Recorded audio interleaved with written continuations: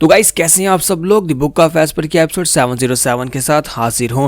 तो last episode के and पे हमने देखा था कि हमारा ड्रैगन इंसेस्टर जो होता है वहां पर क्योर की बॉडी के ऊपर अपनी फायर को अप्लाई करता है और कहता है कि मैं यहाँ पर अपनी फायर के साथ इसकी बॉडी को टैम्पर कर सकता हूँ, क्योंकि लाइफ जो है यानी कि ये फायर जो होती है वो हर एक लाइफ की ओरिजिन होती है। फायर की मदद से यहाँ पर हर एक लाइफ को क्रिएट किया गया, जैसे कि यहाँ पर अजूरे ब्लू फ्लेम थी, उसके साथ इसके एक मैडियन पॉइंट्स को ओपन किया गया और तुम्हारी क्योर जी थी वो बोल सकती है और साथ ही यहाँ पर थंडर पावर को ठीक तरह से यूज कर सकती है। और दूसरी मेरिडियन पॉइंट को मैं यहां पर एक्टिवेट करूंगा अपनी इस डिवाइन फायर की मदद से। मेरी डिवाइन मार्शल फायर इसकी बॉडी को पूरी तरह से चेंज करने वाली है। जब इसकी पूरी बॉडी चेंज हो जाएगी तो ये ट्रांसफॉर्मेशन में जाएगी और इसी के साथ ही एक ट्रू सैक्रेड बीस्ट बन जाएगी। तुम्हारा ज़ूफेन कहता है कि ट्रू सैक्रेड बीस्ट क्या, इसका मतलब है कि तुम्हारी तरह पावर्स को यूज कर पाएगी। तो ड्रैगन इंसेस्टर से कहता है कि हाँ, ये हमारी तरह ही यहाँ पर पावर को यूज कर पाएगी। पहले इस मेरिडियन पॉइंट के ओपन होने के साथ इसके पास यहाँ पर नॉलेज आ गई, यानी कि पहले सिर्फ और सिर्फ ये एक बीस्ट हुआ करती थी, लेकिन जब यहाँ पर अजूरे फ्लेम के साथ कुनपेंग ने अपनी अजूरे फ्लेम इसकी बॉडी के अंदर डाली तब से इसने बात करना शुरू कर दिया कि ऐसी ही बात है।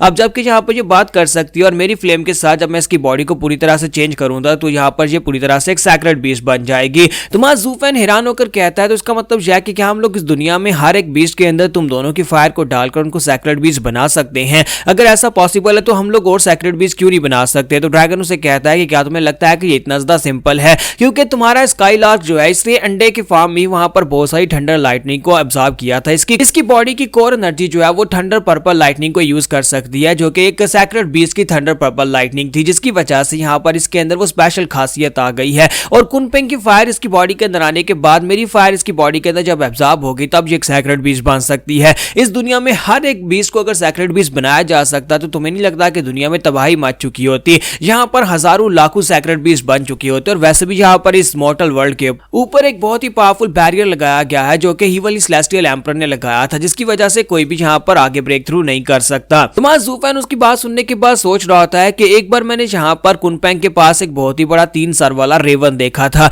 वो रेवन जो था वो भी यहाँ पर बात कर सकता था, लेकिन मुझे लगता है कि उसके पास सिर्फ और सिर्फ अजूरे ब्लू फ्लेम होगी। अगर उसे यहाँ पर ड्रैगन की फ्लेम मिल जाए तो तब भी वो यहाँ पर ब्रेक थ्रू नहीं कर पाएगा, क्योंकि जैसा कि ड्रैगन इंसेस्टर ने बताया कि हर एक बीस्ट यहाँ पर ब्रेक थ्रू करने के बाद सैक्रेड बीस्ट नहीं बन सकता, क्योंकि अगर ऐसा पॉसिबल होता तो बहुत सारे बीस्ट बन चुके होते। फिर साथ ही ज़ूफेन हैरान होकर उसे कहता है और मेरे बारे में क्या, मेरे पास तो यहाँ पर अजूरे ब्लू फ्लेम्स भी हैं और साथ ही तुम्हारी फ्लेम्स भी हैं, तो क्या मैं भी यहाँ पर एक सैक्रेड इंसान बन सकता हूँ? तो ड्रैगन उसे कहता है कि बस करो, तुम यहाँ पर और क्या चाहते हो? तुम्हें 9 सर्टेनिटीज ने अपनी पावर दी, तुम उसके सक्सेसर और इसके अलावा तुम्हारे पास इतना कुछ है और अभी भी तुम यहाँ पर लालची मत बनो कि तुम एक सैक्रेड बीस्ट बन सकते हो। और साथ ही वो सोच रहा होता है कि मेरे जैसा एक सैक्रेड बीस्ट भी यहाँ पर इसकी कॉन्स्टिट्यूशन को देखकर बहुत ज्यादा जेलस हो रहा है और इस कमीने को भी और कुछ चाहिए। तो थोड़ी देर के बाद वहां पर फायर के साथ हमारी क्योर की बॉडी पूरी तरह से ट्रांसफॉर्म हो जाती है। वहां पर एनर्जी का एक बहुत ही बड़ा भवंडर निकलता है, फायर के साथ वहां पर भवंडर निकलता है और फीनिक्स जो होता है वहां पर उसकी बॉडी ट्रांसफॉर्म होने के बाद एक लड़की बन जाती है। एक छोटी सी लड़की वहां पर माँ ज़ूफेन के सामने अपीयर होती है और माँ ज़ूफेन कहता है क्या ये मेरी क्वायर है,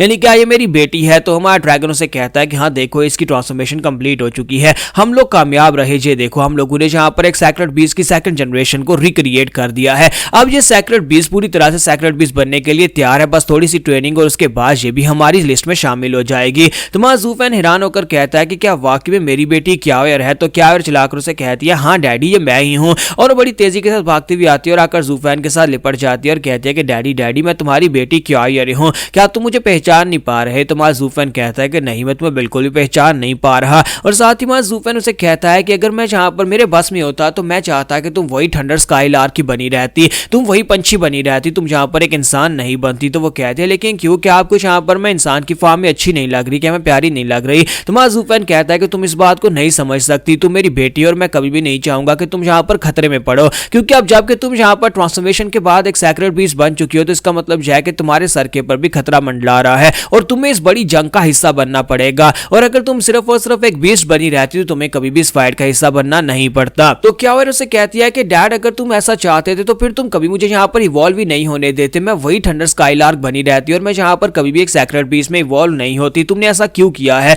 तो ज़ूफेन कहता है कि मेरी बच्ची, जब मेरे हाथ में बिल्कुल भी नहीं था, मैं यहाँ पर ये फैसला नहीं कर सकता था। तो ड्रैगन उसे कहता है कि हाँ, अगर यहाँ पर ये लड़का मना भी करता तब भी मैं यहाँ पर तुम्हें एक सैक्रेड बीस्ट में ट्रांसफॉर्म कर देता, क्योंकि हमें यहाँ पर स्ट्रेंथ की जरूरत है। हमारा मुकाबला किसी ऐसे के साथ होने वाला है जो कि हम सभी के लिए बहुत बड़ा खतरा है, हमें यहाँ पर तुम्हारी पावर की जरूरत है। और इसी के साथ ही वो कहता है कि मैं चाहता हूँ कि इस लड़की को मेरे पास छोड़कर जाओ। वो ज़ूफेन से कहता है कि इस बच्ची को मेरे पास पास छोड़ जाओ और मैं यहाँ पर इसकी ट्रेनिंग करूंगा, मैं इसे एक सेक्रेट बीस्ट बनने में पूरी तरह से इसकी मदद करूंगा। जबकि क्यावर चिल्लाकर कहती है नहीं नहीं मुझे अपने फादर के साथ जाना है। तो ड्रैगन उसे कहता है कि बच्ची तुम इसके साथ नहीं जा सकती, वो एक इंसान है, चाहे वो कितना ही महान क्यों ना हो, लेकिन उसे यहाँ पर सेक्रेट बीस्ट की पावर्स के बारे में कुछ भी नहीं पता और खास तौर पर थंडर फीनिक्स की पावर्स के बारे में वो कुछ नहीं जानता। अगर तुम मेरे साथ रहोगी तो मैं तुम्हें यहाँ पर थंडर फीनिक्स के सारे स्किल सिखाऊंगा, कैसे वो यहाँ पर अपनी थंडर ऑफ डिस्ट्रक्शन पर लाइटनिंग को यूज करती थी। और जब हम लोग यहाँ पर इस फाइट को जीत जाएंगे उसके बाद तुम अपने फादर के साथ घर जा सकती हो, जहां पर चाहो वहां पर जा सकती हो, तुम्हें फिलहाल के लिए इसके साथ जाना नहीं है। तुम्हारा ज़ू फैन भी उसे कहता है कि हाँ मुझे लगता है कि तुम्हें यहाँ पर रहना चाहिए,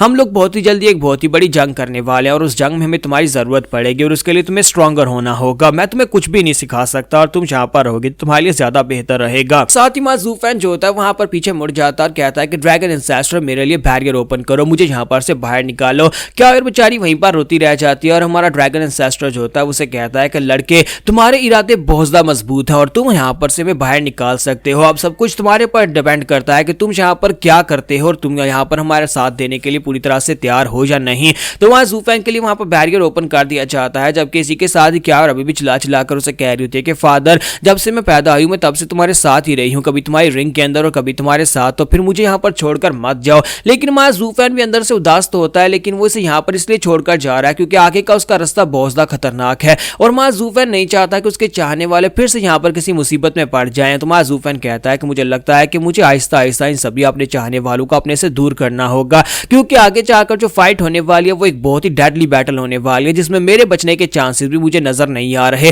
तो फिर मैं अपने चाहने वालों को क्यों मरने दूं, इसी वजह से मुझे खुद जाकर पहले अपने आप को स्ट्रॉन्गर बनाना होगा। जबकि क्यावर भी इसकी किस्मत में सेक्रेट बीस्ट बनना लिखा हुआ है तो फिर से भी स्ट्रॉन्गर बनना होगा ताकि ये कम से कम खुद अपना ख्याल तो रख सके और मैं अकेला फाइट करूंगा। और माँ ज़ू फैन जो होता है बैरियर से बाहर चला जाता है, जबकि क्यावर बेचारी वहीं पर से चिल्लाती रह जाती है और यहाँ पर सैड इमोशनल हमारी एपिसोड एंड हो जाती है। तो एपिसोड की एक्सप्लेनेशन अच्छी लगी हो तो कमेंट करके जरूर बताइएगा, वीडियो को लाइक करना मत भूलिएगा। Thank you.